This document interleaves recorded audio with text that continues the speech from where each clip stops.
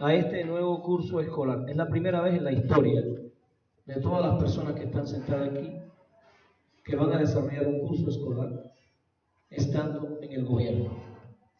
Ninguno de ustedes estuvo en el gobierno nunca en su vida. Siempre el gobierno estuvo en manos de la clase despojadora, de la clase oligarca. Aunque por ahí hay algún campesino, algún obrero, algún pescador, algún desposeído que pertenece al partido de la clase oligarca. Eso es un equivocado, un confundido porque está claro que en este sistema en el que vivimos solo hay dos campos, dos opciones: o estás con el explotado o estás con el explotador. No hay más opciones. Las otras opciones son una creación del sistema para confundir a los explotados, porque los explotadores no se confunden, se levantan temprano a votar porque saben que están defendiendo sus privilegios. O sea, queda claro que el día de las elecciones ellos se levantaron dispuestos, y además los trabajadores de ellos obligadamente votaron por ellos. Ese es el voto realmente que le llaman duro. El voto nuestro es un voto que no es tan duro. Voy a tratar de explicarlo. Entonces, el primer elemento que quiero que consideren: todo lo que hicimos con el peteo hasta ahora es diferente a lo que hay que hacer a partir de ahora, porque nunca estuvimos en el gobierno. Es la primera vez que estamos en el gobierno. Estábamos tratando de llegar, ya llegamos. Ahora la pregunta es, ¿qué vamos a hacer? Voy a tratar de acercarme a un análisis sociológico de la situación para que los maestros comprendan el reto enorme que tenemos. Primero, según votaron 32 millones de mexicanos por un cambio. Vamos a llamarle por un cambio porque no tenemos idea de hacia dónde vamos todavía. ¿Sí? Votamos por el cambio. Pero si tú sacas cuenta, en México son 54 millones de pobres y 6 millones en extrema pobreza. Eso significa que 28 millones de pobres no votaron. O sea, si usted hace un análisis, usted llega a una conclusión triste, pero muy objetiva y real. Por cara que esté la gasolina, por cara que esté la canasta básica, por mucho que se devalúe la moneda, por grande que esté la montaña de muertos, de desaparecidos y de mujeres violadas en este país, hay pobres que no votan, que no salen a defender su derecho a la vida. Y la pregunta que tiene que hacerse un maestro es: ¿por qué? ¿No tienen conciencia? Por supuesto que no. ¿No tienen conocimiento? Por supuesto que no. Ningún sistema de explotación puede darse el lujo de educar a los explotados. Ninguno, no se confundan. La educación que teníamos antes de la reforma de Peña Nieto era tan mala como la que tenemos ahora. No se confundan. ¿Por qué? Porque necesitamos una educación donde el explotado no descubra la explotación, para que no se rebele, no se organice, no se levante. Esos 32 millones de gente que votó por el cambio fue tocándole la puerta y hubo que decirle miles de palabras de amor para que votaran. Hubo que hacer muchísimas promesas para que votaran, porque no es gente que tenga una utopía o una conciencia del país y sepa. No sabe. Ahora yo les pregunto, si tenemos 28 millones de personas que están viendo crecer la montaña de desaparecidos, ahí está Yoxinapa, Atenco, Agua Blanca, Tlatelolco, o sea, la lista es inmensa, Nochistlán, ahí está la Casa Blanca, el tren. O sea, era evidente la putrefacción del gobierno, y aún así los más afectados, porque ustedes coincidirán conmigo que los más afectados están abajo, no están arriba, no salen a expresar el voto, no tienen conciencia. Sí, es fácil decir que no tienen conciencia, pero realmente lo que ocurre, si hacemos un análisis sociológico, es que ellos no tuvieron ni tienen escuela. Escríbanlo así por todo lo que sea. No tuvieron ni tienen escuela. Porque yo me pregunto, ¿cuál la única institución social que le puede dar al pueblo de México la capacidad de pensar la realidad y de darse cuenta de lo que está pasando. ¿Quién lo va a hacer? Miren hacia afuera. El Palacio Municipal lo va a hacer, el mercado lo va a hacer, la señora que vende tacos lo va a hacer. ¿Cuál es la única institución en este país que da un grito y todo el mundo viene y se sienta?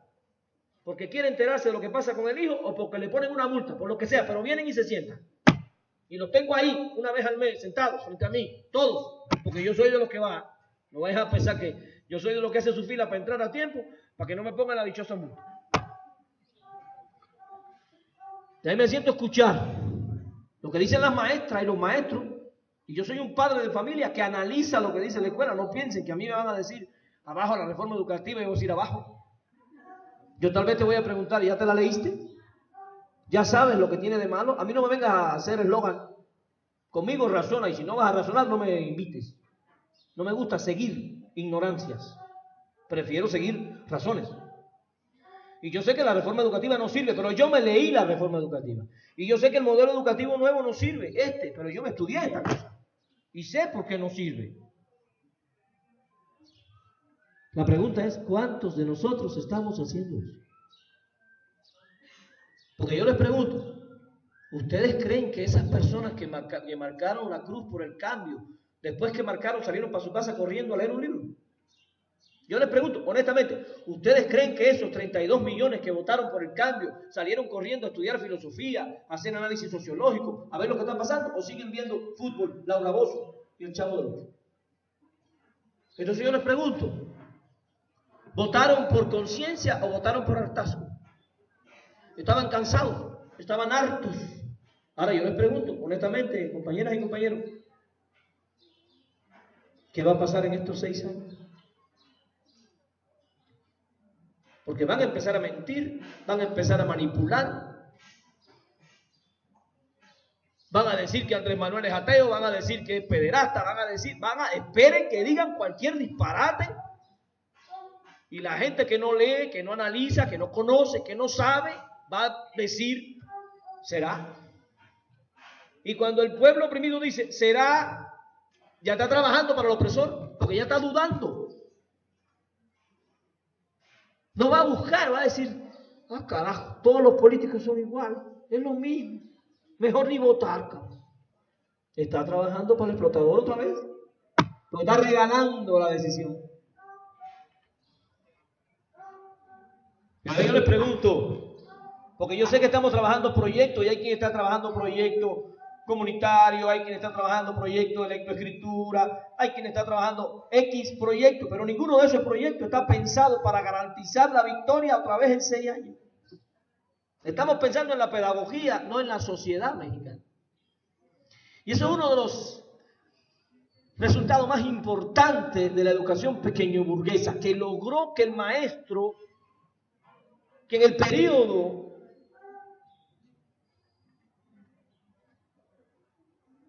tolteca, olmeca, mexica, era un agente social. Porque no sé si ustedes saben que nosotros somos la primera cultura que inventó la educación en el mundo. De las 6 culturas madres, nosotros fuimos la primera que tuvo un sistema público de educación. Los invito a leerse, es un libro hermoso, Pedagogía Tolteca de Guillermo Marín, y búsquenlo en la red. Pedagogía Tolteca de Guillermo Marín. Búsquenlo en la red. A Guillermo.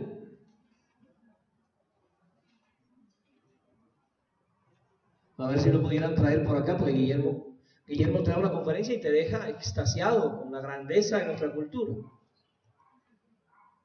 Y yo decía, uno de los resultados más importantes de la educación pequeño burguesa es educar a un maestro que se concibe como maestro en un espacio escolar, cerrado, con candado.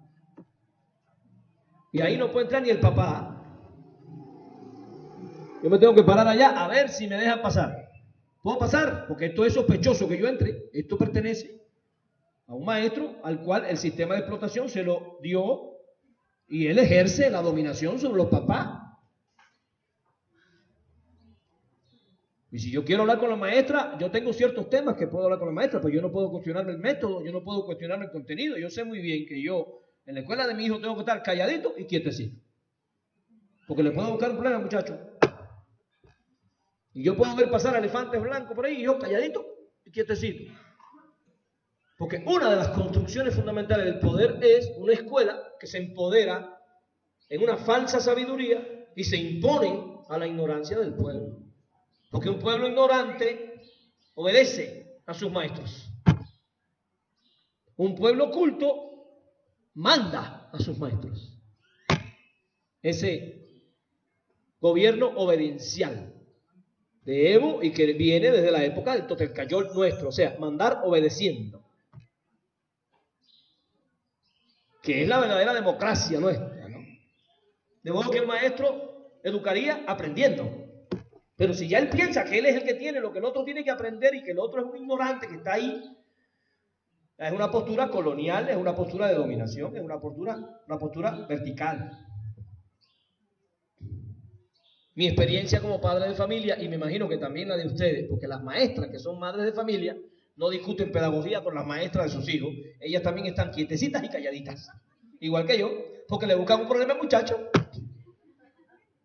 ¿sí o no? Y van a su casa a sufrir las cosas que hace la maestra de su hijo y después ella la hace con el hijo mío.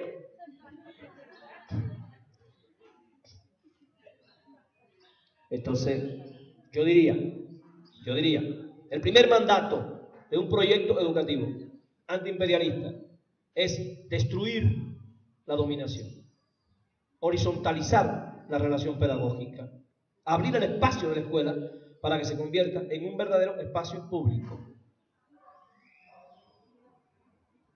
Si la escuela no es un espacio público, nosotros no le vamos a dar al pueblo la capacidad de pensar su realidad como un actor. Va a seguir pensando su realidad como un obediente, disciplinado,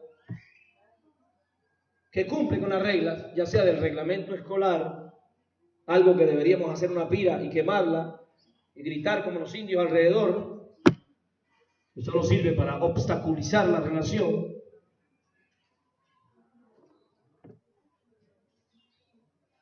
Entonces yo digo, el primer elemento de un proyecto educativo emancipador sería destruir toda la forma del poder dominante que manda sin obedecer. Todas las formas de encumbrar un saber sobre los otros saberes. Todas las formas de poner a una persona por encima de los otros seres humanos. Sin eso, vamos a seguir reproduciendo lo mismo. Entonces yo estaba diciendo ahorita, llegamos al gobierno,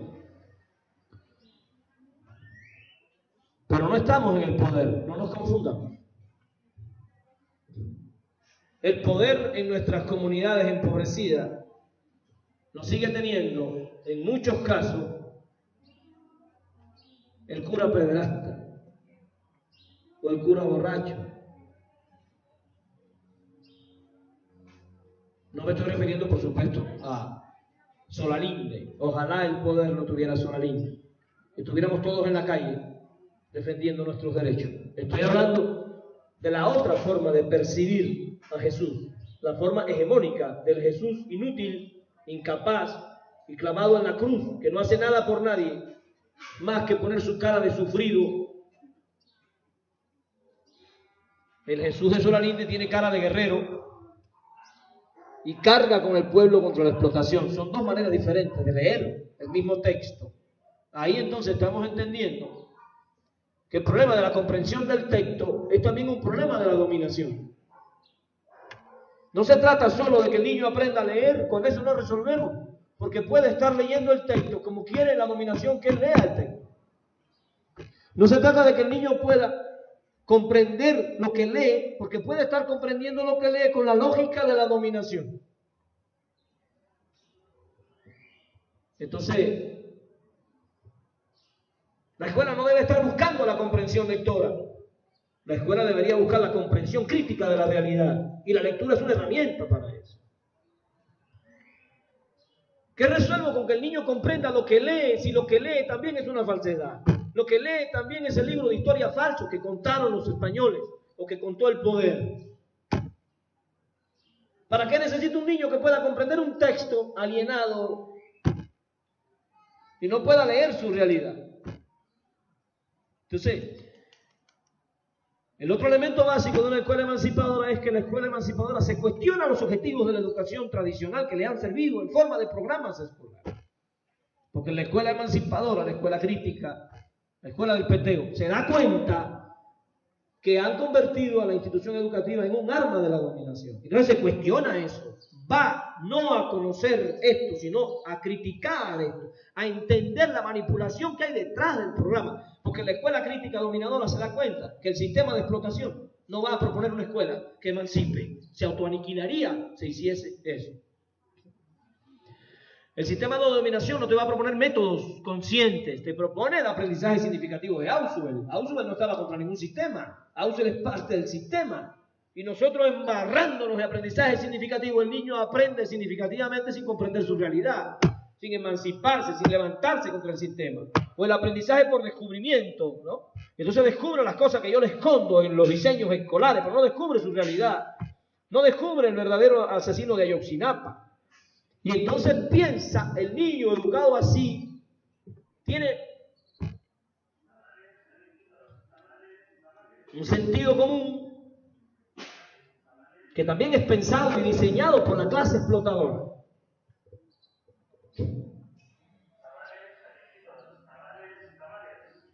El capitalismo no es una relación económica. El capitalismo, además de ser una relación económica, el capitalismo es una cultura. Por favor, no quiero que se enojen. Yo estoy haciendo un acto de razón para nosotros abrir un poquito los ojos. Capitalismo es cultura. Entonces tengo a Dora la exploradora, supuestamente protegiendo al medio ambiente. Yo no sé que las empresas que diseñan estas caricaturas son las propias empresas que están acabando con el medio ambiente. Entonces sale Dora la exploradora o Diego su primo. El medio ambiente es sucio, están ensuciando el bosque, descubren a un mal capitalista que no tiene una cultura medioambiental, lo meten preso y resuelven el problema. Pero nunca en esa caricatura aparece el sistema imperialista del despojo como el verdadero causante. Nunca Diego llega a la conclusión que para salvar al medio ambiente hay que cambiar el sistema. Todas las conclusiones de Diego son una persona que no hace lo que está establecido por la ley.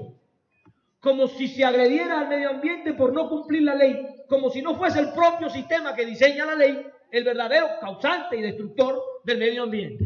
Entonces, el niño está educado con una caricatura acrítica que culpabiliza al que no es verdaderamente culpable, y entonces culpan del machismo al señor que golpeó a la señora y no al sistema.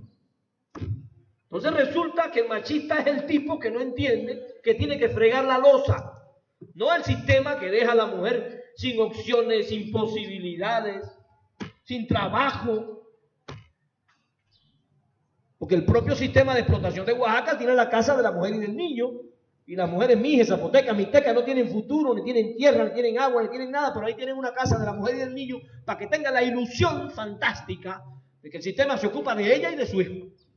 Su hijo que además no tiene medicina, se está muriendo de hambre, o sea, todas las cosas que ustedes saben y que yo no lo tengo que contar, porque ustedes llevan más tiempo viviendo en Oaxaca que yo. Yo me llevo 10 años.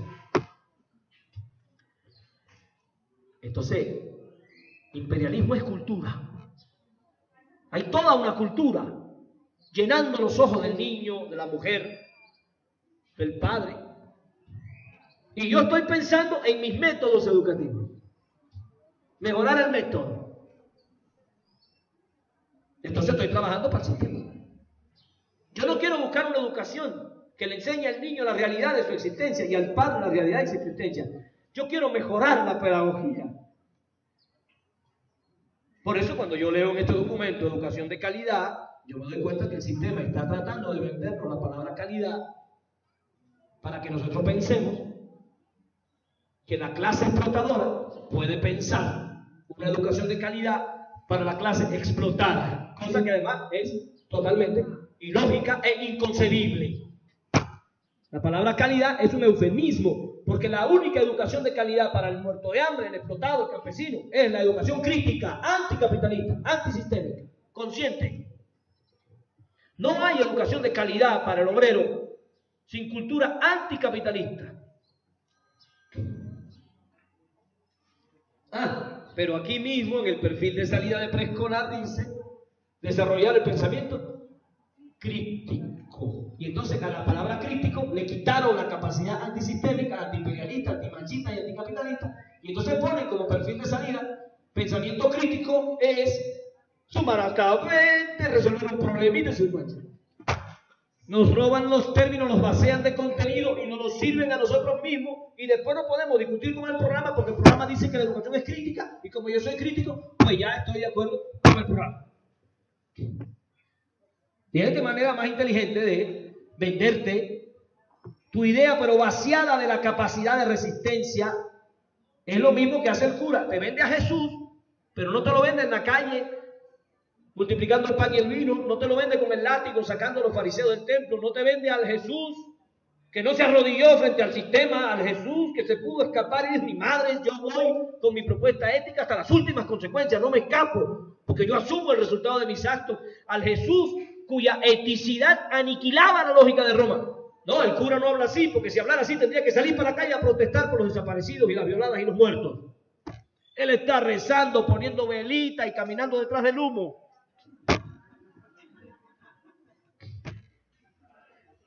Y enseñándonos a amar un Jesús que no construye la historia.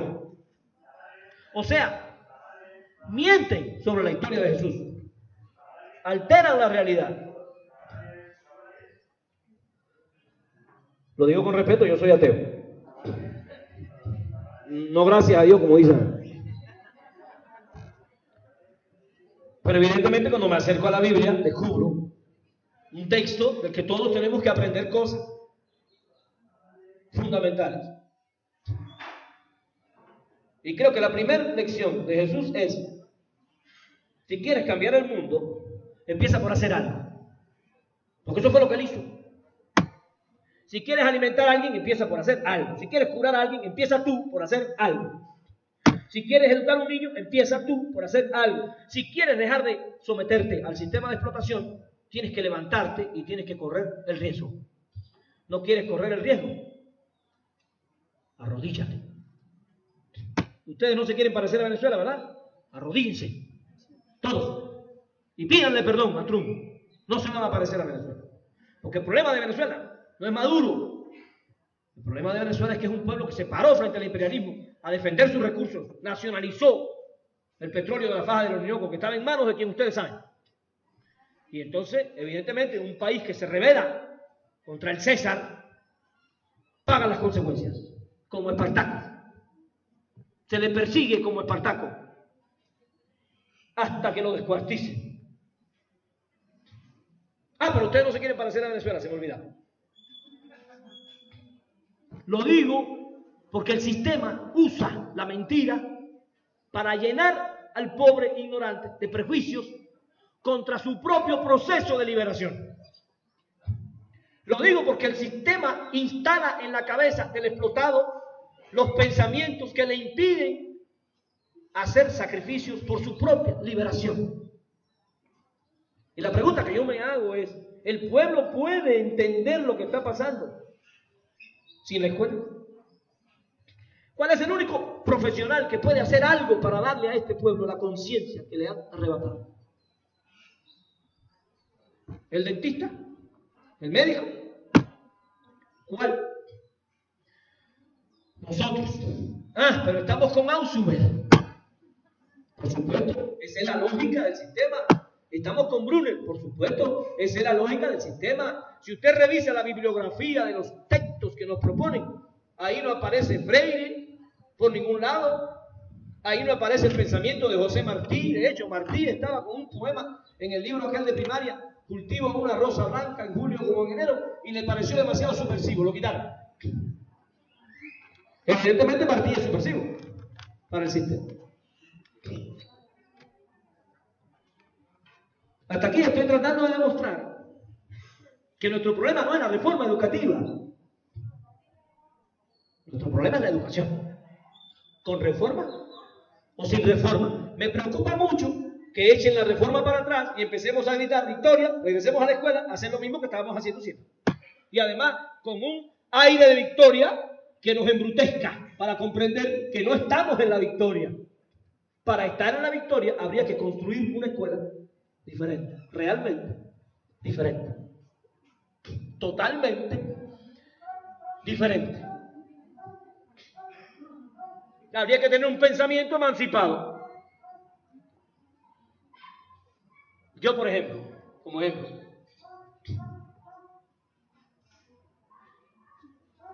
yo miro aquella águila que está allí, que se está comiendo la serpiente encima del mapa. ¿Qué veo? Veo un proceso de dominación. Porque el territorio de la náhuatl, ustedes son anáhuacas. Yo soy un anahuaca taíno, y tal vez tú eres un anahuaca mije, un anahuaca zapoteca, un anahuaca mixteca. Yo soy anahuaca taíno, porque pertenezco al territorio original de la náhuatl y pertenezco a la cultura taína, que era la cultura, los indios, los originarios de la isla. Este territorio estaba lleno de culturas, eran muchísimas culturas. Y todas esas culturas tenían una filosofía,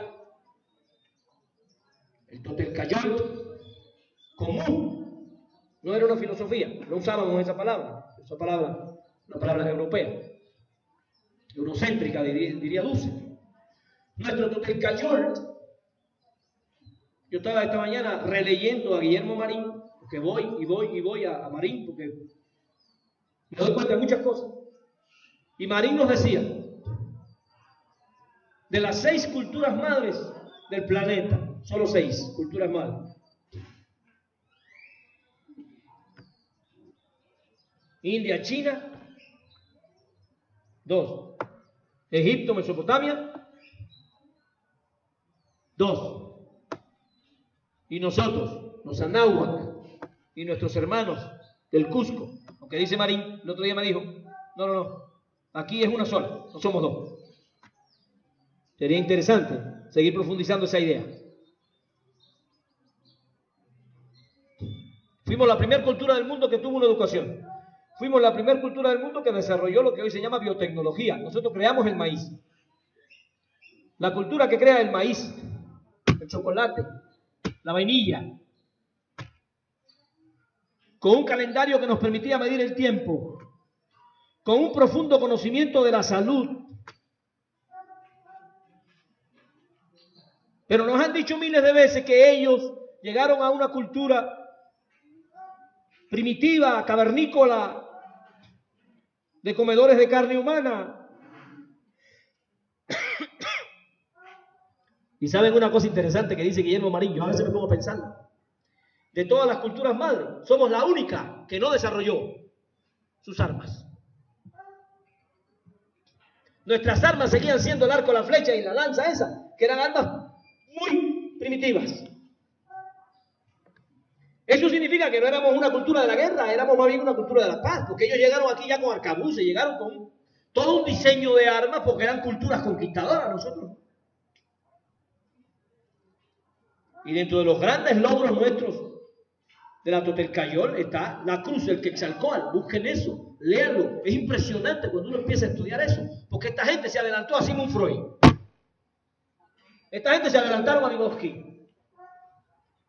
Cuando yo me leo detenidamente los textos de Carlos Castaneda, Enseñanzas de Don Juan, Viaje a Islán, son libros que todo anahuaca debería leerse, yo me doy cuenta que el conocimiento de la psicología humana que tenían esta gente es muy superior al constructivismo, al cognitivismo, al conductivismo. Pero nosotros cuando estudiamos historia de la filosofía, estudiamos estas escuelas que surgieron en el campo cultural de Europa. Para ellos nosotros no teníamos conocimiento. Y la cruz del Quetzalcóatl, por ejemplo, para que te lleves una idea, la cruz del Quetzalcóatl ponía en el equilibrio del hombre, decía que el hombre tenía que haber un equilibrio entre lo racional y lo intuitivo. Fíjense qué hermoso, lo racional y lo creativo. Un niño que esté en un jardín infantil que sepa que le tienes que estimular el desarrollo racional pero también el desarrollo intuitivo, el desarrollo creativo, potenciar el pensamiento lateral. Eso ya nosotros lo teníamos concebido en la educación nuestra, que además el lema fundamental de la educación nuestra era educar un rostro propio y un corazón verdadero. Entonces, cuando yo veo esa águila sobre el nopal, estoy viendo un elemento de la cultura mexica, una de las culturas de la náhuatl, y han generalizado ese elemento a todas las culturas, y ahora los míos resulta que tienen que ver eso como una imagen de ellos. Eso no es una imagen de ellos. Lo correcto sería una bandera que tuviera la cruz del Quetzalcóatl, o por lo menos al Quetzalcóatl, que pertenecía a toda nuestra cultura. Pero agarraron un elemento cultural de una de las culturas, la más imperialista de las culturas nuestras, lo ponen como símbolo de todo el territorio de la náhuatl, violando el derecho de las otras culturas a ser representadas en el plano del territorio. Ahora resulta que te dicen mexicano y tú ni te ofendes. Y tú pudieras decir, discúlpame, yo no soy mexicano. Yo en todo caso soy zapotecano, no me cambies mis raíces. Los mexicas están allá, a donde quieren hacer el aeropuerto. Yo estoy acá en la Sierra Madre de Oaxaca. ¿No? Pero si la escuela no sabe eso, ¿cómo se lo va a enseñar al niño? Y llega Miguelito feliz a sorprenderme con sus aprendizajes. Papá, ¿cuándo llegó Cortés a México? Y yo que estoy esperando, me doy cuenta que él espera que yo le diga 1519, le digo, nunca. ¿Cómo que nunca? Digo, México no existía cuando Cortés llegó aquí. Diga a su maestra que se actualice. La creación de México es posterior a la llegada de Cortés, ¿sí o no? Entonces ni siquiera le podemos decir al niño a qué cultura llegó Hernán y qué fue lo que hizo. Porque el gobierno, el sistema de explotación, te diseña una historia para arrancarle al niño la memoria histórica y la capacidad de comprenderse como una de las más grandes culturas de la historia, con el derecho, por supuesto, a rebelarse contra toda forma de dominación y de hegemonía.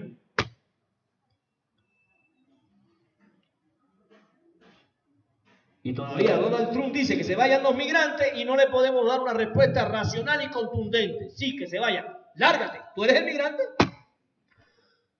Nuestro territorio iba desde el sur de Nicaragua hasta Canadá. Todo ese país era nuestro. No le robaron a México la mitad del territorio. Nos robaron todo el territorio que hoy tienen los Estados Unidos. Es una farsa pensar que nos robaron la mitad del territorio, porque la náhuatl nuestro territorio, comprendía todo el territorio que hoy ocupan los anglosajones. Pero los niños no se acercan a esa historia, porque nosotros no sabemos esa historia. Porque nosotros estamos haciendo un proyecto educativo, no para que tenga conciencia histórica, sino un proyecto educativo para que él aprenda a leer el abecedario de los españoles.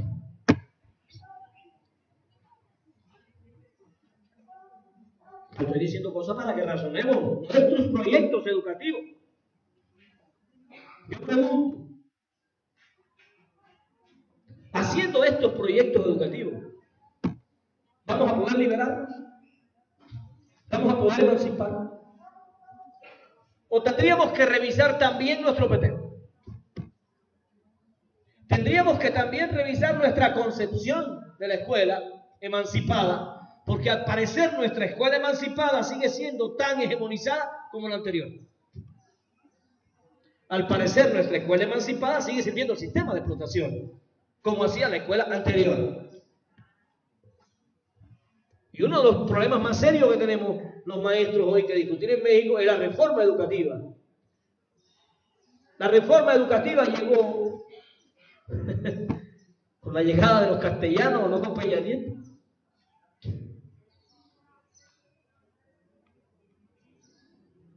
Toda la educación que teníamos fue aniquilada. Y toda la educación en nuestro territorio la ejercían ¿quiénes? Los curas, la Iglesia Católica. Busquen en internet para que lo pongan en la fundamentación filosófica de su proyecto. Las leyes de Burgos. Las leyes de Burgos fueron firmadas por el rey de España en el año 1512. Todavía no llegaba el ratero, asesino y violador de Hernán Cortés aquí, a estos territorios. Repito, ratero, asesino y violador. al cual le levantamos por ahí algunas estatuas y monumentos históricos como pueblo sin memoria. Yo a veces le digo a mis camaradas, a mis alumnos, cuando usted vea una estatua de Hernán Cortés, acérquese discretamente para que no te ponga una multa y escúpela. Que tú no puedes escoger la historia, pero escoges a quien honrar. Y cuando sepas que vas a pasar por una estatua de Zapata, por favor, llévale su flor y déjasela. Aquí está, mi amigo. Me enseñaste a ser mejor hombre. Eso hay que enseñárselo al niño. Porque si el niño no crece amando la libertad y la dignidad humana que ellos encendieron en nuestras almas con su praxis de vida, entonces el niño no va a querer cabalgar con Zapata, no va a querer cabalgar con Villa, va a ser un niño que está pensando en el patrimonio, no en la libertad y en la dignidad humana. Entonces estamos educando a un niño para esclavo 500 años más.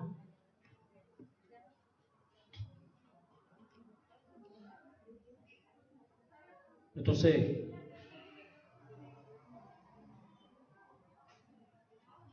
yo creo que tenemos que pensar seriamente los maestros, que por primera vez en este sexenio tenemos un serio compromiso con la historia de nuestro territorio, nuestro anáhuac mexicano. Porque yo les pregunto, esas personas que marcaron la boleta, después que marcaron salieron corriendo a leer, a estudiar. Ahora yo les pregunto, cuando pasen estos 6 años y no podamos hacer todo lo que prometimos, porque una de las cosas que tenemos que ser capaces los hombres racionales y libres de este territorio es pensar que este gobierno quiere hacer muchas cosas, pero tenemos que darnos cuenta que van a hacer todo para que no las haga y después lo van a culpar a él. Le van a poner todos los obstáculos posibles y después lo van a culpar a él. Y como no tenemos capacidad de pensar, lo van a dejar sin dinero, lo van a dejar sin presupuesto y puedan decir, viste, dijo que iba a hacer y no hizo. Pinche mentiroso igual que usted, que nosotros. No se puede confiar en nadie. Regresen a mí, hijos míos, yo los protegeré. Y nos van a abrazar como los curas pederastas otra vez. Tenemos que prepararnos para darnos cuenta que nosotros no queremos que nos pongan el pan en la mesa. Queremos libertad y queremos dignidad. Hay que leerse otra vez el texto este de Lorca, medio pan y un libro. Cuando Lorca decía, el pueblo que quiere pan pero no tiene libro, es esclavo de su hambre y de sus necesidades. Y vende su futuro por una torta porque tiene hambre pero no tiene conciencia, quiere pan pero no quiere libro. Y la escuela es la que tiene que servirle el libro a la familia, al niño, a la comunidad. Nuestras bibliotecas están vacías y llenas de telas de araña porque las escuelas no planifican su praxis pedagógica moviéndose por las instituciones culturales. La escuela tiene que revitalizar, revivir y sacar de terapia intensiva a la biblioteca comunitaria. Las clases de español hay que irse a la biblioteca, las clases de la lengua originaria, las clases de historia, vámonos a la biblioteca a buscar libros, a leer a Guillermo Marín, a leer a Jaime Luna, a leer a los autores que nos están dando luces de lo que fuimos y no nos dejan ser. En vez de estar encerrados en un salón repitiendo la ignorancia que el sistema nos vende en forma de programas escolares de calidad educativa.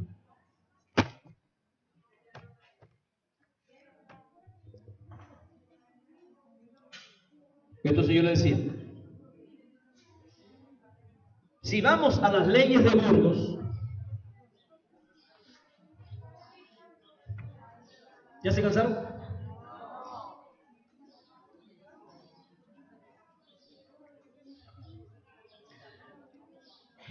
Va a ser largo, acomódense, porque después de toda esta parte quiero hacer un análisis del modelo educativo para el preescolar, rapidito, a darle una probadita de la basura que nos están proponiendo para nuestros pequeñitos. Sería mejor, como dice Jaime Luna, que ni fueran a la escuela, que lo dejaran en su casa en paz, al menos no van a aprender la alienación. Al menos no les vamos a enseñar la enajenación. Al menos no los vamos a enseñar a obedecer. Si se quedaran en su casa, serían libres, felices, saltando ahí por las piedras, por los montes. Estarían mejor.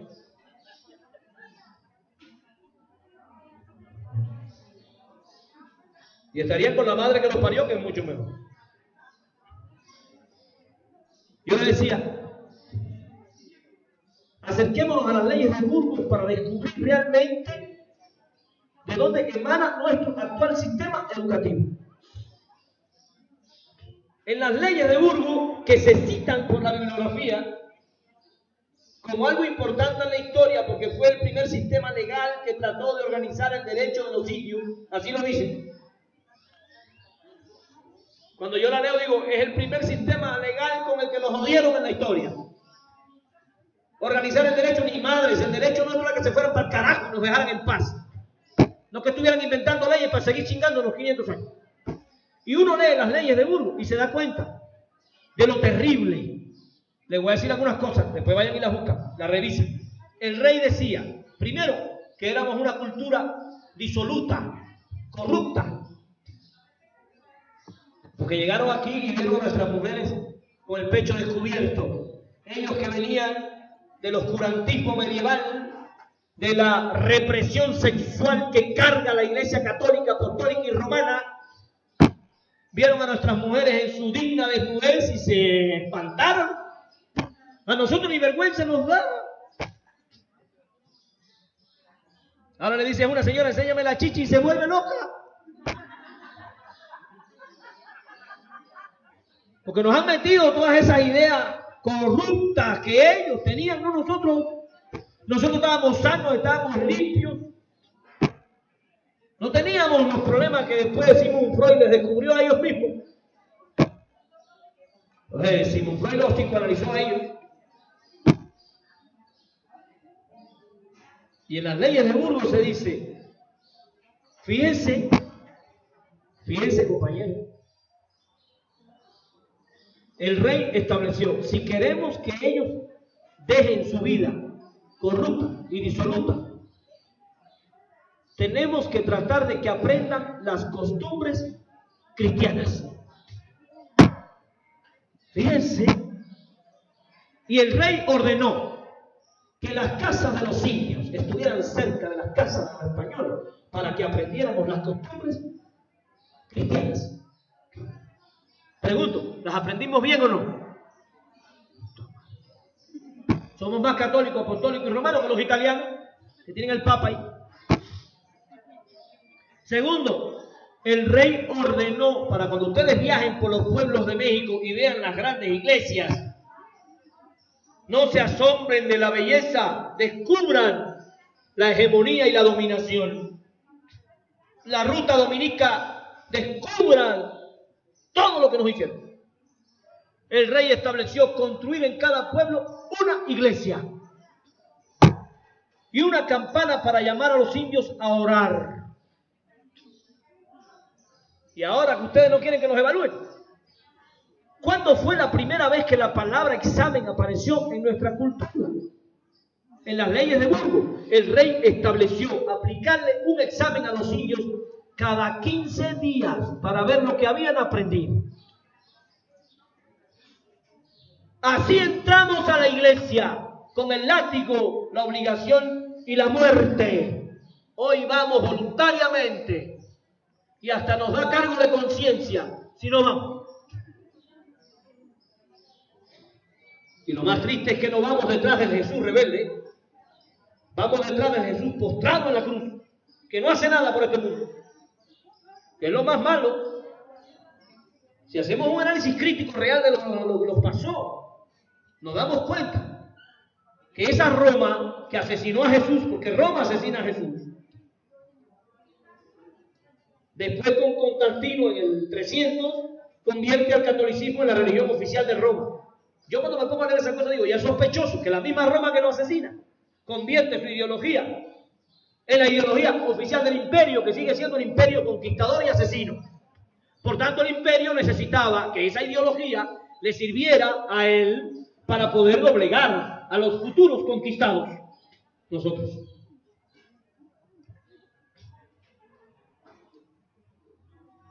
Estas son cosas que deberíamos discutir hasta con el cura, para que nos diga la verdad y no nos mienta.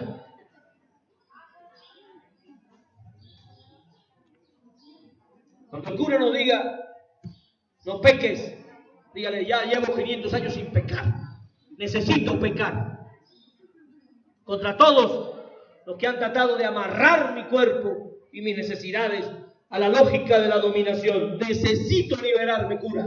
Quítese la sotana y vamos a bailar la danza de la pluma. Lo digo como imagen. Lo digo como imagen para que comprendamos el reto que la escuela está asumiendo hoy en el 2018-2019. Ahora les digo algo, porque por allí veo la foto de Miguelito Hidalgo, de los héroes que nos dieron patria.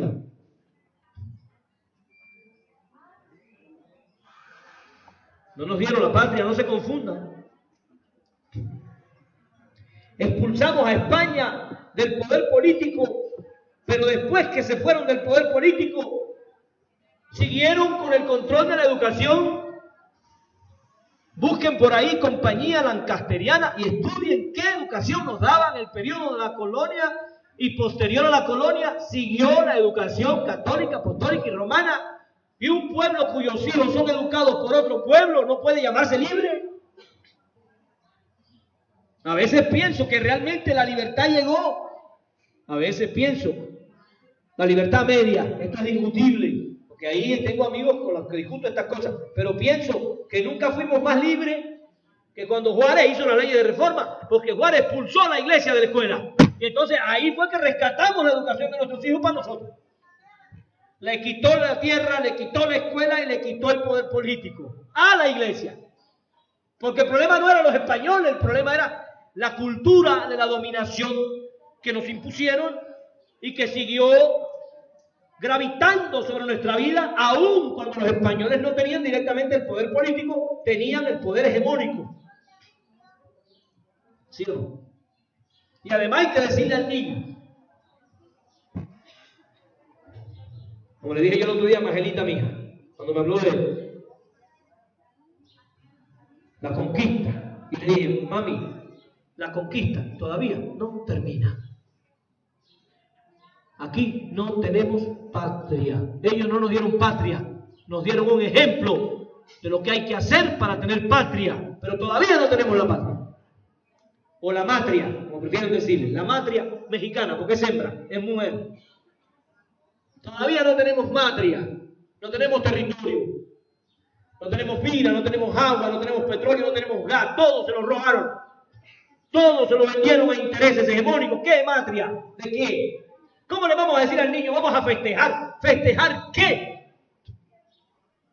Y nuestras escuelas festejan en el ritual pequeño burgués de engañar al explotado que se va a su casa pensando que tiene patria y que tuvo libertad. No pudieron darnos. Nos dieron un ejemplo como Jesús, que no nos pudo dar el paraíso, pero nos enseñó cómo llegar al paraíso, cómo construirlo aquí en la tierra, ese paraíso.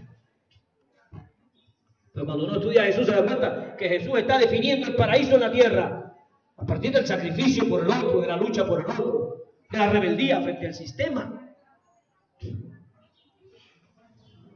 Ahora yo les pregunto, ¿los libros de historia nos hacen el cuento así? Los libros de historia nos cuentan la historia así. ¿Y nosotros cómo se la contamos al niño? ¿Como es o como el libro de historia? Como el libro de historia. Y todavía estoy haciendo el peteo y estoy feliz de que mi proyecto avanza. Estoy cumpliendo con la rebeldía de la 22. No, compañeros. Tenemos que hacer una verdadera revolución cultural y una verdadera revolución de la escuela. Si queremos realmente emanciparnos.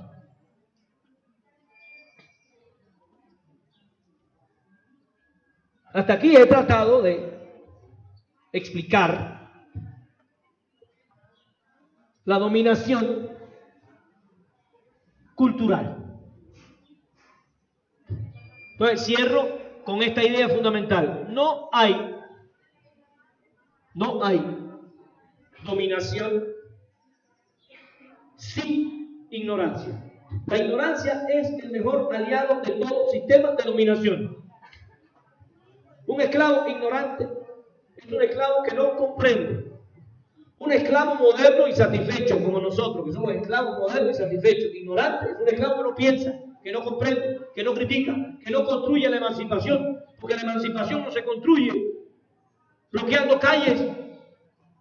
Bloqueando calles se le crea crisis al sistema para lograr que el sistema nos dé ciertas exigencias, pero la emancipación real se construye en el pensamiento, en la cultura.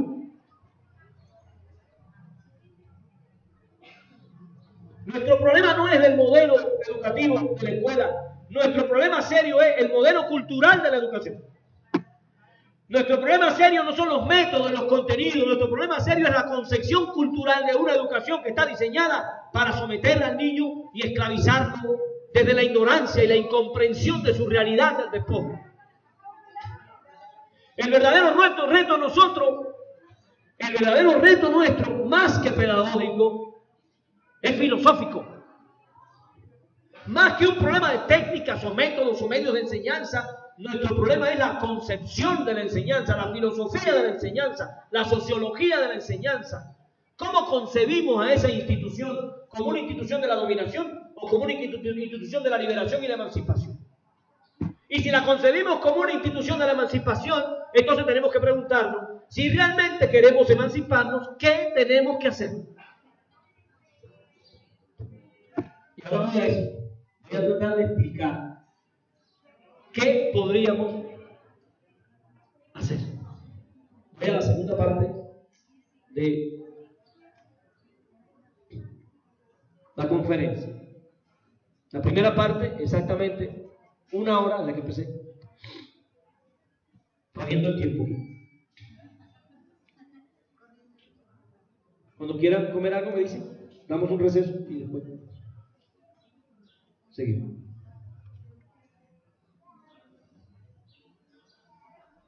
¿Qué podemos hacer? Voy a desarrollar esta idea. Si yo quiero hacer un proyecto emancipador, ¿qué puedo hacer? Para que ustedes analicen sus propios proyectos. Si yo quiero que mi proyecto le dé al niño la liberación, ¿qué no puede dejar de tener mi proyecto? ¿Cómo yo sé que un proyecto emancipa? Es una buena pregunta para un maestro. Porque ya aquí no estamos haciendo los análisis de Dussel en el plano filosófico. Aquí nos estamos preguntando en el espacio escolar, ¿cómo yo sé que mi proyecto emancipa? Primer elemento, que considero que es básico. Evidentemente lo que yo voy a desarrollar son mis ideas. Eso va a ser enriquecido por la praxis y por la idea de todos ustedes. Estoy compartiendo la palabra. Primer elemento básico. Hay que convertir a la escuela otra vez en un espacio público. La escuela solo fue un espacio público en el periodo anterior a la llegada de los rateros, asesinos y violadores españoles y portugueses, ingleses. Porque los ingleses nos robaron el territorio que tiene Estados Unidos, los portugueses nos robaron el territorio que tiene Brasil y los españoles nos robaron el territorio de Centroamérica y Caribe. Todas estas culturas eurocéntricas, imperialistas, del despojo, llegaron aquí a despojar. Y nuestra escuela, que era un espacio público, se convirtió en un espacio privado. ¿Qué características tiene la escuela como espacio privado? Miren lo que voy a decir. Si usted quiere saber las características de una escuela como espacio privado, váyase a la iglesia del pueblo y mire lo que hace el cura. Esto es lo que aprendimos a hacer y eso es lo que hacemos. ¿Quién lee la Biblia? El cura. ¿Quién la interpreta? El cura. Y si algún pobrecito, se levanta a leer un pedazo de la Biblia es porque el cura le encarga el pedazo que se va a leer, lo que se va a decir. Y si van a cantar es porque el cura dice lo que se va a cantar, cómo se va a cantar y cuándo se va a cantar. Y si se van a parar es porque el cura dice cuándo se van a parar, cómo van a saludar y qué van a decir. Y si van a entrar es cuando dicen que le van a entrar, y cuando van a salir es porque le dicen cuándo van a salir. Y todo lo que se hace ahí está pensado por alguien que está arriba, y yo simplemente repito esa rutina. Pregunto, ¿nuestra escuela es así? ¿Se parece? Si tú quieres que la escuela sea un espacio público, tienes que despojar a la escuela de la verticalidad del poder dominador y permitir que padres y niños participen en la concepción de la educación. Porque les tengo una noticia a las educadoras que están acá, para que acabemos de comprender lo que está ocurriendo. Ustedes están educando a mi hijo. Y yo como padre tengo derecho a ver qué rayos están haciendo en el aula. Yo le estoy dando lo más importante que hay en mi vida y quiero saber qué rayos están haciendo ahí que se encierran y no me dejan entrar. Ustedes tienen lo más preciado de mi existencia y quiero saber qué madre le están enseñando y para qué le están enseñando eso. Y si no me importa lo que le están enseñando a mi hijo, ustedes tienen la obligación de sentarse a escucharme porque es mi hijo, no es el tuyo. Pero le arrebataron a la familia el derecho a participar de la cosmovisión educativa. Y ya la familia no puede opinar.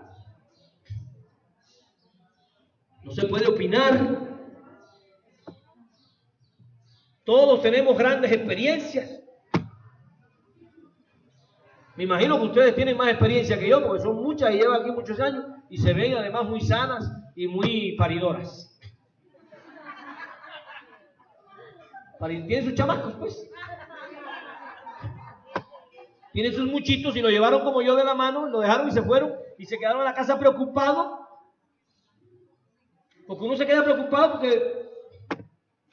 ¿Y si la maestra no es sensible? ¿Y si no es cariñosa? ¿Y si tiene cara de arpía?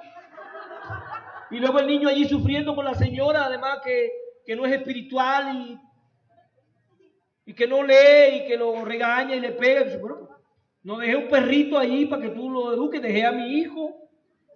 Cada maltrato me duele a mí o no. Y no lo comprendo. Ay, señora, su hijo tiene problemas de aprendizaje. Espacio público, la escuela. Y ahora voy a decir lo más sensible que voy a tratar de compartir con ustedes en el plano pedagógico. Lo voy a decir de plano, para que sea contundente. No existen los problemas de aprendizaje. Es una manera de comprender la realidad. Los niños no tienen problema de aprendizaje, de hecho ellos no tienen problema, están felices ahí, saltando, corriendo. Les vale madre tu matemática. El niño no tiene problema de aprendizaje, la maestra es la que tiene problema de enseñanza. Estudió 5 años en la universidad y no sabe cómo madre enseñar a ese niño. Y como ella no estudia, no se prepara, no conoce, termina echándole la culpa al niño. Termina el niño cargando la responsabilidad de la incapacidad pedagógica de la escuela. Problemas de conducta. Pienso que tiene, no hace caso. Maestra, a mí tampoco me hace caso, no es un perro. Es un niño, no vino a hacer caso. Es que no atiende mi clase. Maestra, porque usted es aburrida. Todo el que tiene sensibilidad suficiente sabe que un niño de preescolar, tú le haces algo que le llame la atención y se queda tieso como momia mirándote. ¿Sí o no? Y si le gusta el cantito y el baile, anda atrás de ti como una liebre ahí. Y si el niño de preescolar no puede concentrar la atención es porque lo que se está proponiendo pedagógicamente no se ajusta a su edad, a sus características psicológicas, a sus posibilidades. La concentración de la atención también se desarrolla como una característica del proceso racional.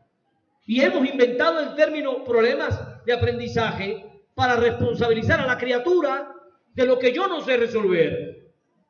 Si el niño tiene una dislexia, no tiene un problema de aprendizaje, tiene una característica. La maestra tiene que aprender cómo se le enseña a un niño disléxico. Y si no sabe, ponte a estudiar, pues. Si el niño tiene una disgrafia, una discalculia, el niño no tiene un problema, tiene una característica. No le puedo arrancar el cerebro, ponerle otro. Pinche cerebro del niño que no aprende. No. Tenemos una lógica de la educación que es una lógica antipública. La escuela no es pública porque la escuela le esputa su lógica al niño y al papá, y todavía hay maestros que te dicen en tu cara: búscase un repasador porque este niño tiene problemas. Tiene que terminar pagándole a otro porque haga lo que ella no sabe hacer. ¿Sí? Ustedes no se enojen, son maestros, pero yo estoy tratando de razonar porque también tenemos hijos, ¿no? Entonces, una escuela pública no concibe un problema de aprendizaje. Una escuela realmente pública piensa en los retos que tiene como proceso de enseñanza. Pero hay un problema. Si yo pienso que la enseñanza es que yo expreso y tú recibes, esto le llamamos educación bancaria, como Freire. Tenemos que comprender que la enseñanza, enseñar tanto como aprender, es un proceso de vida. No es un proceso técnico, es un proceso vivido, espiritual, emocional, corporal.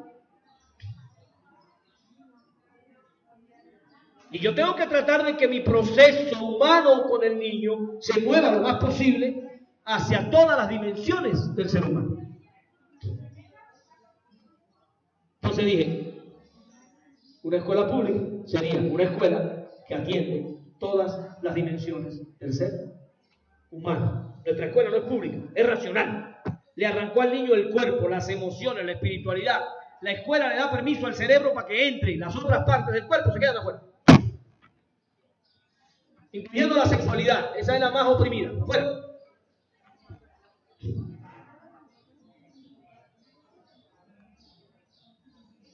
Ahora, si yo estoy diciendo, defendiendo la idea de que la escuela pública tiene que abordar todas las dimensiones de lo humano para poder darle a la sociedad el servicio que la sociedad merece y necesita, que es la educación de un hombre con un rostro propio y un corazón verdadero, un hombre libre y digno. Entonces la escuela tendría que atender estas 10 dimensiones. Voy a mencionar las 10 dimensiones humanas que un jardín infantil no puede dejar de considerar, porque todas están en el niño.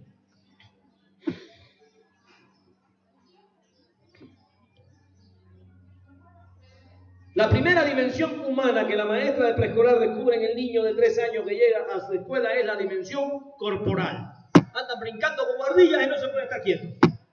Y les encanta brincar, correr, saltar, jugar. Porque el cuerpo está feliz, y cuando el cuerpo está feliz, se mueve. Ahí ustedes tienen sus experiencias. Cuando más felices están, es cuando más se mueven. El cuerpo nuestro es un cuerpo para quien la movilidad, la motricidad, como ustedes le llaman, gruesa, fina, etc., es un acto no solo de aprender, es un acto, un proceso de estar. Fíjense cómo dije, estar. Y estoy queriendo decir que si el niño de preescolar es obligado a estar en la quietud, el niño deja de estar. ¿Por qué no puede estar en la quietud? Porque su corporeidad es dinámica, móvil, muy impresionante, impresionable. Busca como un ser epistémico que es, como dice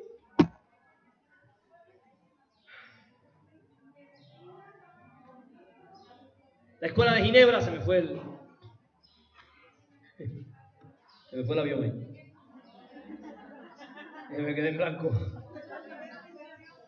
Se me fue el avión aquí a cerquita del aeropuerto. Es un ser epistémico. La maestra preescolar tiene que saber que esas sillitas van a ser ocupadas unos pequeños instantes de tiempo. Todo el otro tiempo, olvídese de la silla, señor. Es que yo estoy cansada. Pues si usted tiene 50 años, 60, ya usted la rodaron hasta ponchada. Usted quiere estar ahí, ¿no? Y como ya usted no tiene alma, usted lo que está es cansada, agotada, usted lo que quiere es que los niños se sienten a su orilla, a mirarle su rostro, sin hacer nada. Evidentemente, buscando una conducta como esa, el niño se estresa, el niño rechaza la escuela y el niño empieza a construir una experiencia de aprendizaje que impide el aprendizaje mismo. O sea, estoy diciendo, el problema de aprendizaje lo creamos nosotros. Nosotros creamos el problema de aprendizaje en la escuela. El niño llega bien, el niño llega sano, el niño llega desalienado, el niño llega puro y nosotros lo corrompemos, lo echamos a perder con una educación de la dominación. Y por eso dije, la escuela no es un espacio público porque ni siquiera el niño puede comportarse como él es. Entonces, la primera dimensión es la dimensión corporal. Segunda dimensión, humana, que un jardín tiene que atender con mucha delicadeza y mucho cuidado.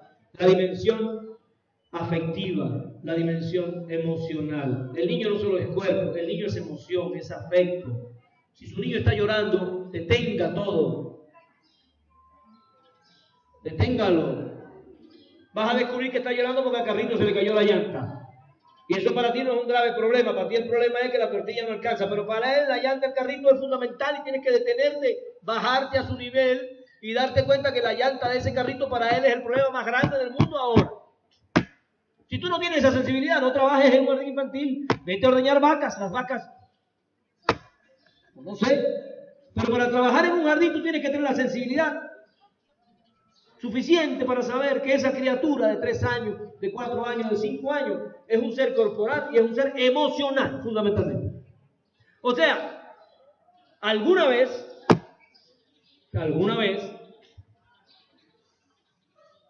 que quisimos poner a Miguelito en una guardería, para poder trabajar, pues no se podía trabajar.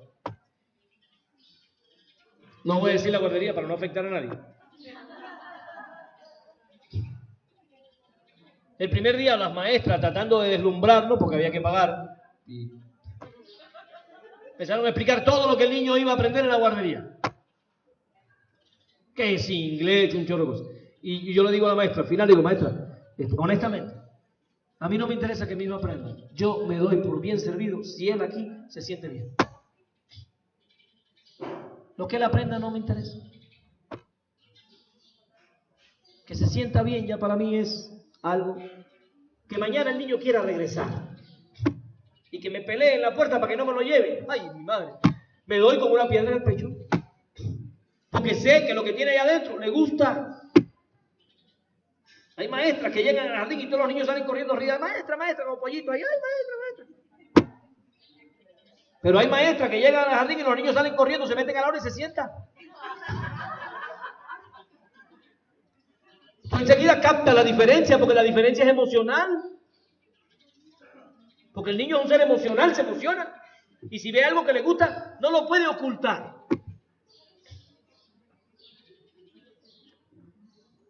La otra dimensión, la dejé en tercer lugar para que no se piense muy importante, para que no se crea muy importante, es la dimensión cognitiva.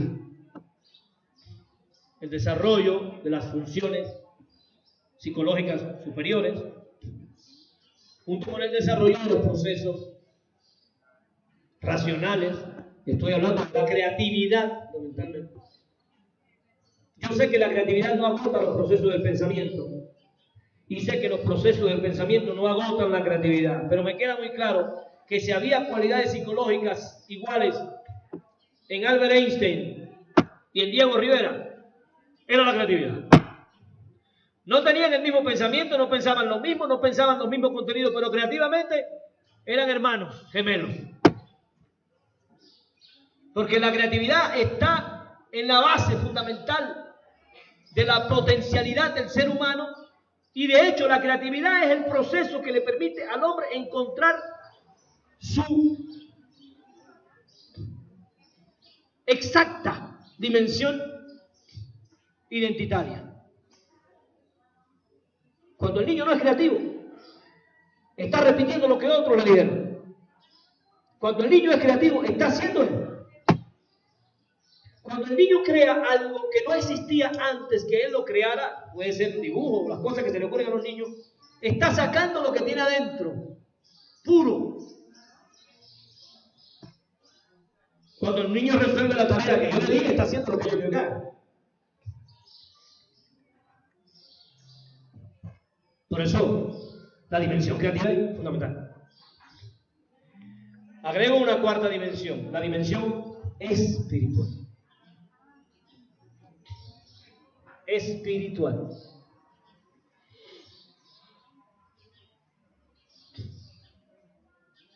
Y ahí ustedes me van a preguntar, ¿y qué es la espiritualidad? Pues no estoy hablando de religiosidad, estoy hablando de espiritualidad. 5 minutos.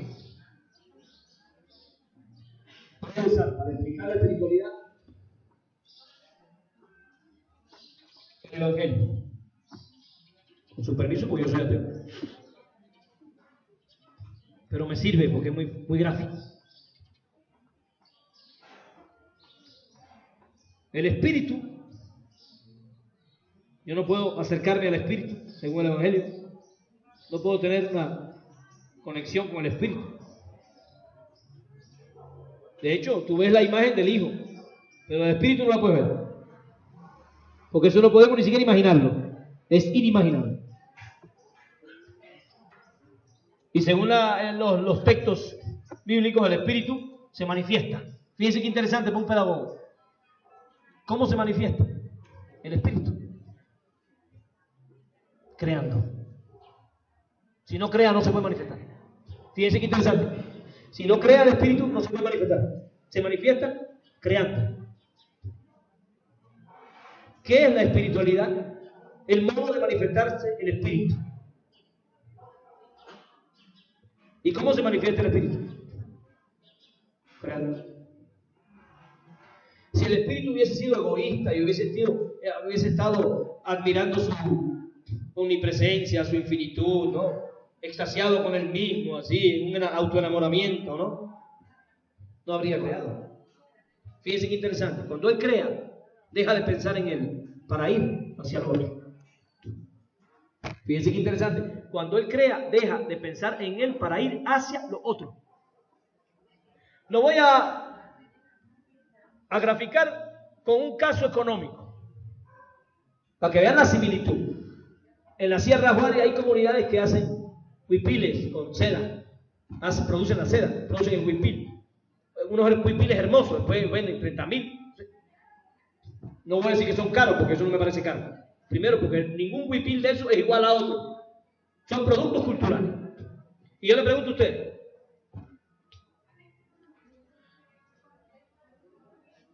los girasoles que están en el huipil, ¿dónde estaban antes de estar en el huipil? En la mente de la señora. Fíjense qué interesante, la señora tomó algo que estaba en su mente y lo sacó afuera. A eso le llamamos objetivar el pensamiento. Convertir mis pensamientos, mis emociones en hechos. Por eso es muy bueno que tú le digas a tu pareja, no me digas más que me amas, muéstralo, conviértelo en hechos. Porque las emociones, los sentimientos y los pensamientos, los hombres, los debemos convertir en ¿qué? En hechos. Crear el mundo significa sacar lo que tengo dentro hacia afuera. Eso es un acto espiritual. Fíjense qué interesante. Pero la mano de la señora que tejió el huipil, ¿quién la enseñó a tejer? Su mamá. ¿Y a su mamá? Su abuela. ¿Y a su abuela? Comprendan lo siguiente. La pericia que ella tiene en el tejido fue mejorándose por generaciones. Por tanto, ella no es una máquina tejiendo un huipil. Ella es literalmente un producto cultural. Su mano es un producto de la cultura. Aprendieron a obtener la seda, mejoraron las técnicas con los siglos, mejoraron los tintes con los siglos, mejoraron los diseños con los siglos. La bisabuela se lo pasa a la abuela la madre a ella. Si ustedes van al Museo de Antropología y ven las diferencias entre las esculturas de los olmecas y los toltecas, se dan cuenta que pasaron siglos para lograr aquella precisión. Eso es cultura. Por eso ese huipil no está caro, lo estás comprando cultura. Y además, esa señora no teje el huipil, no se va a hacer millonaria para tejer el huipil. Tejiendo huipiles nadie se hace millonario. Para ser millonario hay que explotar a alguien. Nadie con su trabajo se hace de $1.000.000. Eso se sabe. ¿Para qué ella vende el huipil? Para satisfacer sus necesidades. Se tiene necesidades que satisfacer en una sociedad mercantil como esta. Fíjense qué diferencia con el huipil que ustedes compran en tiendas de Francia, que lo hizo una máquina. En ese huipil que ustedes compran, en Sams, en Chedraui. Ahí no está la subjetividad de una persona, eso no es una máquina. Y además lo tejió una mujer que cuando terminó de tejer el huipil salió corriendo de sus manos a las manos del patrón y ella se quedó sin nada, esperando un mísero salario cada 15 días. Ahí ven la diferencia entre un producto que se obtiene en un estado de explotación y un producto que se obtiene en un estado de creación y libertad. La señora tejiendo el huipil, además, se desestresa. Le gusta, le encanta, ¿sí o no? Y se siente en su momento al ir a tejer. Y se levanta como quien se ha dado un baño. La otra que está en la maquiladora se estresa. Está muriendo en lo que produce. Ahora imagínense ustedes repitiendo el modelo educativo del Estado, la currícula del Estado, corriendo detrás de lo que pensó el Estado, estresada con el Estado. Eso sería como el huipil de tiendas de Francia. O usted haciendo su proyecto educativo, pensando con sus niños, discutiendo con sus padres, sintiéndose realizada, poniendo sus días ahí. Ese sería el huipil pedagógico de la Sierra Juana. Para que ustedes vean que el proyecto educativo del Peteo es un acto de liberación, primero, porque es un acto espiritual de creación colectiva. Eso sería la escuela como institución social. Crear ese proyecto como un acto de creatividad colectiva, no como un acto de sometimiento a la lógica de un sistema de explotación. ¿Se nota la diferencia? Entonces, quiero decir algo para que no nos confundamos. Espiritualidad entonces es ir hacia el otro, ir hacia el otro, sacar lo que tengo dentro y convertirlo en hechos. Ahora, si checamos bien la vida de Juárez, de Zapata, de Martí, de Fidel, de Jesús, nos damos cuenta que no hay espiritualidad sin sacrificio. Porque para tú hacer algo para otro, tienes que donar tiempo y tienes que donar energía vital. Tienes que dejar de pensar en ti para pensar en el otro. Ahora le digo esto, maestras y maestros. Si yo le digo a un niño de preescolar, esa plantita es tuya, le echas agua, todo el día. Cada niño con su plantita. Y como está grandecita se la lleva y le digo a la mamá, dígame dónde está el niño en su planta. La mamá dice, aquí no hay niño. Y después usted le explica a la mamá, esa planta no habría crecido si su hijo no le echa agua. Su hijo dejó de vivir para él en algún momento del día para estar para ella. Si la escuela planificara la espiritualidad, le diría al niño de preescolar, este fin de semana quiero que hagan, porque le podemos llamar a ese acto creativo en el que yo estoy para el otro, una donación. Estoy donando tiempo, energía, estoy donando mi esfuerzo para que el otro pueda hacer. Y yo le pudiera decir al niño preescolar, 3 donaciones el fin de semana, para que el niño llegue el lunes y me diga, a ver, ¿qué donaciones hiciste? Yo levanté los platos de la mesa y los llevé al fregadero y los lavé para que mamá pudiera descansar. Órale. Y usted, yo le barrí el baño a mi abuelita. Esos son donaciones. No hay educación espiritual si no enseñamos al niño a estar aquí para el otro y por el otro, a donarse. Estamos demasiado racionalizados, pensando en conocimientos que aniquilan la espiritualidad. Por eso quise explicar espiritualidad, porque espiritualidad no es religiosidad. Usted puede ser ateo y espiritual. Y puede ser incluso, puede ser usted cristiano y no ser espiritual. Si es usted un ser egoísta, ambicioso, competitivo, usted no es espiritual. Entonces la espiritualidad es un acto de donación. La espiritualidad es estar por el otro. Espiritualidad es crear. Espiritualidad es admirarme por lo bello de la vida. Reconocer que la vida es un regalo hermoso y que no debe vivirse sin dignidad y sin libertad. No hay espiritualidad en la indignidad y en la falta de libertad. Se le agrede. Pero hay espiritualidad en la resistencia, en la lucha por un mundo mejor. Dije entonces dimensión espiritual, cognitiva, afectiva. y corporal.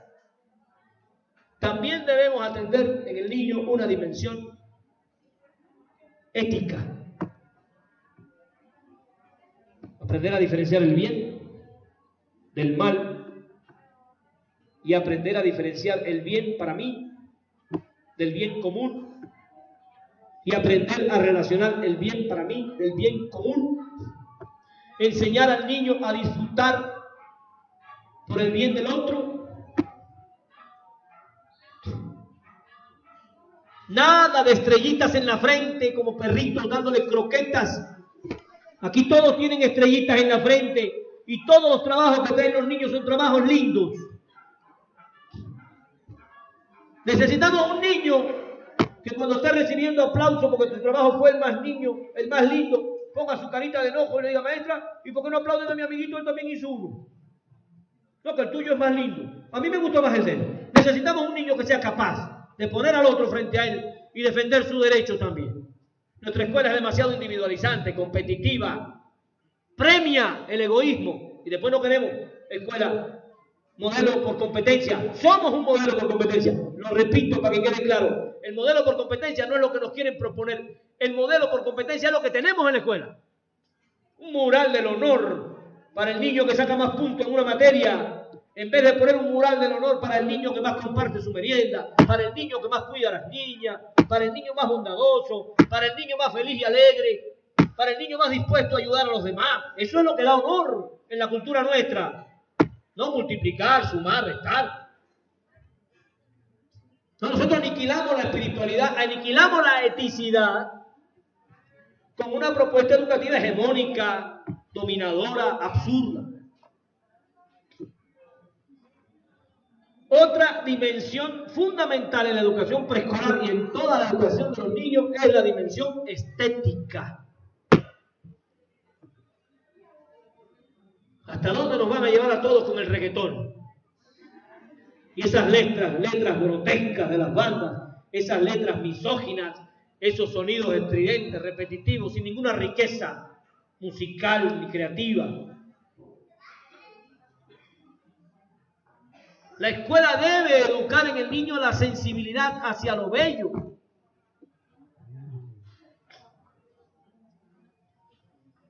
¿A dónde están llevando nuestros niños con las Barbies y las películas de Barbie? Y todas esas flaquitas anoréxicas con esas uñas y esos pelos. ¿A dónde están llevando nuestras niñas el concepto estético de la belleza? Lo están destruyendo para convertirlo en una belleza hollywoodense, imperial y de venta de cosméticos y de venta de imágenes falsas. Esas son cosas que nosotros tenemos que asumir como educación estética del niño. Desgraciadamente a veces, porque los pueblos nuestros también están oprimidos, tenemos que revisar con espíritu crítico y renovador nuestras praxis. A veces nuestros jardines en sus paredes reproducen los personajes de Hollywood y de Walt Disney. A veces nuestros jardines no tienen nuestros elotes, nuestra cultura, nuestro Quetzalcóatl, nuestro Tlaloc. Toda la riqueza de la náhuatl está expulsada de la vida del niño porque según nosotros Walt Disney es la felicidad infantil. Walt Disney es una agresión a la cultura. Walt Disney basea al niño de gusto estético. Todos esos premios que le dan a las mejores películas son basura y porquería. Todo eso es cuestionable desde el punto de vista estético realmente. Nuestra estética es otra. Nuestras mujeres con sus piernas chaparritas, nuestra estética es diferente. Nuestro gusto también. Entonces, educar a un niño estéticamente no es cantar cualquier cosa, no es ponerlo a bailar con Tatiana media hora, felices todos y alienados a la casa. Yo tengo que revisar las letras de las cosas que los niños bailan en la escuela, los elementos educativos que están en esas letras. Yo tengo que revisar todo porque es un ser humano que tiene derecho a la cultura. Y el derecho a la cultura exige que la educación estética sea una educación que tenga como referente fundamental su cultura de partida. ¿Cómo es posible que niños anahuacas estén educados con la estética del capital y no con la estética de sus raíces? Y yo lo voy a decir con mucha frescura porque ustedes me invitaron, yo pienso que puedo aquí hablar con libertad. Si hacemos un estudio de los uniformes escolares nuestros niños no pueden ir a los jardines con sus ropas tradicionales, con sus guarachis, con sus... No, tienen que ir vestidos afrancesados, españolizados, con todos estos diseños eurocéntricos. Tanta belleza que tenemos nosotros en los diseños nuestros, en nuestras ropas, tantas cosas hermosas que hay en nuestra cultura del vestir. Bueno, porque nosotros no hacemos realmente un cambio educativo. Porque el problema no es enfrentarse al sistema por la reforma, el problema es realmente enfrentarse al sistema con una lógica diferente. Por eso dije, una escuela pública es una escuela que defiende al humano íntegro. No va a lo racional que el sistema nos impone. Sigo. Otra dimensión fundamental, la dimensión comunicativa. El derecho del niño a producir la lengua. Y producir su lengua. Yo estaba escuchando el otro día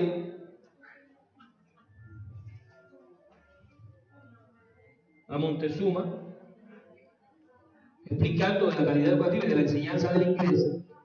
Y yo me quedé preocupado porque digo, en el territorio de la náhuatl hay más de 60 lenguas en periodo de extinción y me están diciendo que calidad educativa es enseñanza del inglés.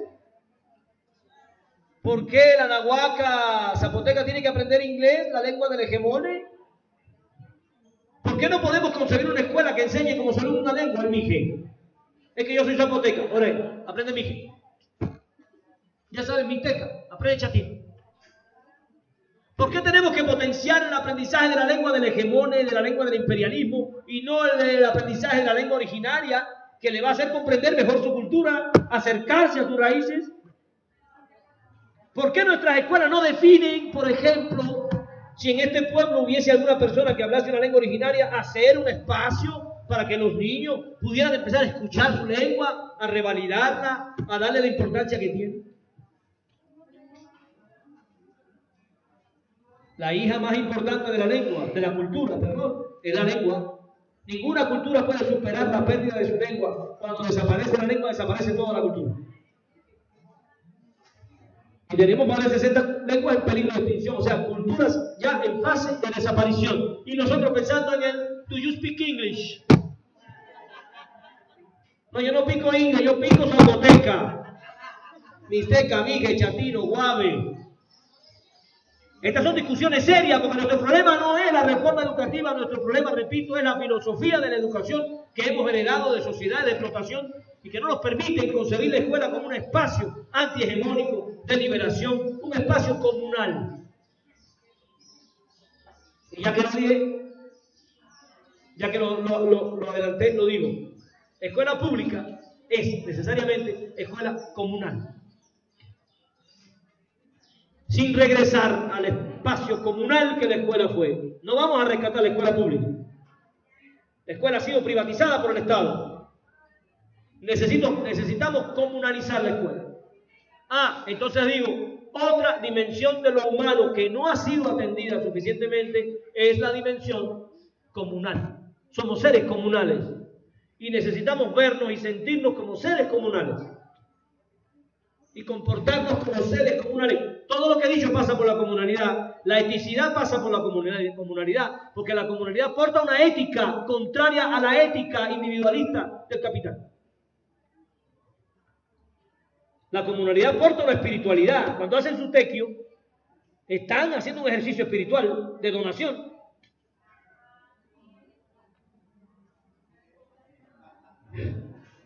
Bien, ¿cuántas van?